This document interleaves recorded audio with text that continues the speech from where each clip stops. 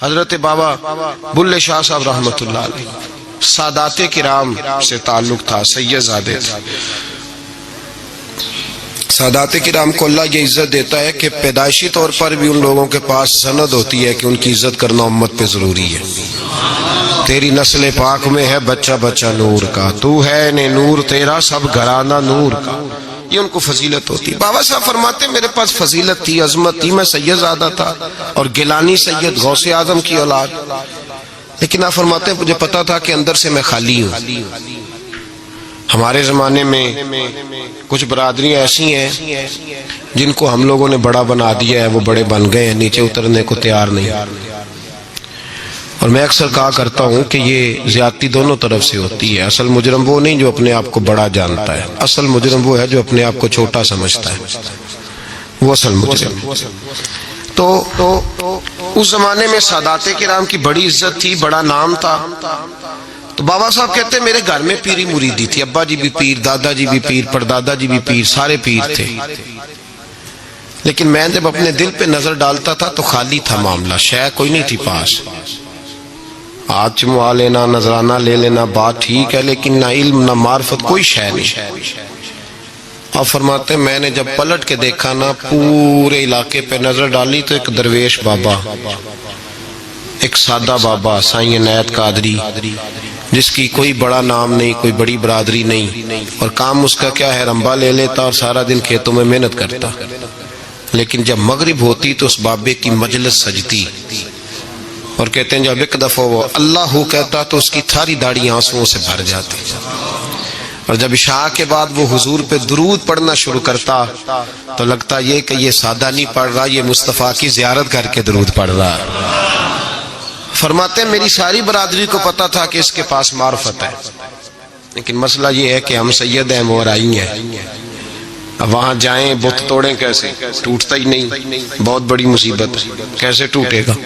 لوگ کہیں گے تو مولوی کے پاس جاتا ہے، تو یہ ہو گیا ہے ساری زندگی گناہ کرتے رہو، ظلم کرتے رہو، ہمیں تانے کا ڈر نہیں۔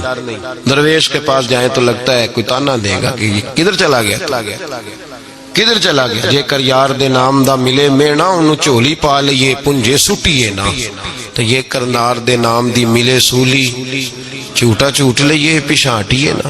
بابا صاحب کہتے ہیں میں روز اپنے آپ سے جنگ کرتا کہ جاؤں کہ نہ جاؤں۔ 2 4 5 لوگوں سے میں نے مشورہ کیا تو کہنے لگے تو سیدوں کو بدنام کرے گا، اب تو سادات کو بدنام کرے گا کہ سید ہو کے کسی کے دروازے پہ جاتا ہے۔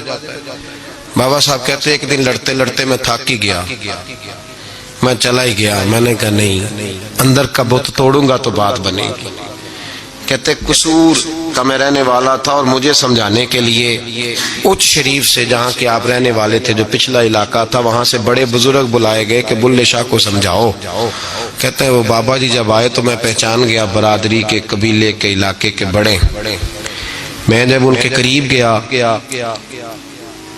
تو وہ نہیں مجھے جانتے تھے، بزرگ تھے، میں تو جانتا تھا نا، تو مجھے کہنے لگے بیٹے کون ہو؟ تو میں نے کہا حضور میری تو پہچان ہی کوئی نہیں، میری تو کوئی پہچان نہیں، آپ بتائیں آپ کون ہیں؟ تو کہنے لگے ایسی اچیرے، ساڑی ذات اچیری، کیونکہ اچ شریف رہنے ہیں۔ تو اب تو بتا، تو بابا صاحب کہنے لگے ایسی قصوری تے ذات بھی قصوری، کیونکہ ویچ قصور دے رہنے ہیں، وہ جو چھوٹے تو اپنا قصور مانتے، ہاں جے کوئی سانو اچھا مل جائے تے نیوے ہو بھینے ہیں، بات ختم ہو گئی۔ بابا صاحب رحمت اللہ علیہ کو بڑا سمجھایا۔ بابا جی کہنے لگے حضور میں کیا کروں؟ میں جب اس درویش کے پاس جاتا ہوں تو مجھے رب یاد آتا ہے، جب میں اس کے پاس جاتا ہوں تو میرے من کی میل کچیل دھو ڈالتا ہے، اور میں اس کی مجلس میں بیٹھا ہوتا ہوں تو لگتا ہے کہ مدینے والا رسول بھی مجھے مسکرا کے دیکھ رہا ہے۔ میری مجبوری ہے، میرے وہ جو اندر کے باطن کے میل ہے نا اس نے دھو ڈالے، اور کہا حضور آپ تو کہتے ہیں اس کے پاس نہ جاؤ، میرا تن تو گھر میں ہوتا ہے، میرا من اسی کے پاس رہتا ہے، میں اسی کے ساتھ رہتا ہوں، اسی کے پاس بیٹھتا ہوں، اسی کے پاس ہوتا ہوں، اور میری کشش اتنی سخت ہے کہ اب میرا گزارا نہیں، اب اسی کے ساتھ جیڑا بلے نو سید آکھے ان دوزخ ملنے سزائیں۔ اب اس کی تشریح بڑے بڑے لوگوں نے اپنے اپنے رنگ میں کی ہے، کچھ نے کہا بابا جی نے بد دعا دی ہے، یہ بد دعا ہے.